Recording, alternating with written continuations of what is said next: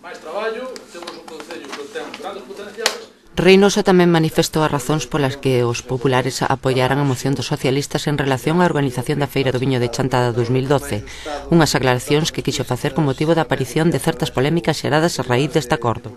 Quería explicar de novo que hai un pouco de polémica, un pouco de controversia sobre a Feira do Viño, sobre que a asociación Quinto Chote que sea a organizadora. Entonces, como todos os chantadinos saben, nós apoiamos eso, non? E apoiámoslo basado en 4 puntos. Un dos primeiros foi que cando preguntamos ao alcalde no pleno de diciembre, lle preguntamos se tiña algo organizado. Entonces, o primeiro que nos dixo que non tiña nada organizado, que contactara con un posible pregoeiro e que senón que tiña un pregoeiro suplente.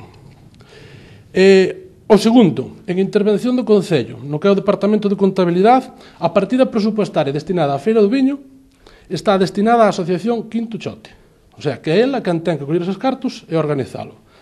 Terceiro, que o alcalde dixo que iba a eliminar todos os actos que houbera previos á Feira do Viño.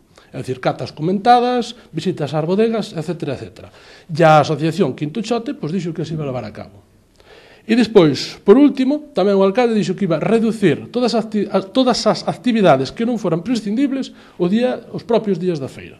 Entonces, nós, con pouco de sentido común, e, digamos, que a maior voluntad posible de que a Feira de Chantada, a Feira do Viño de Chantada, salga ben, decidimos darlle a Quinto Chote. E senón, eu que sei, vendo isto, que faríades vos nas vosas casas, non?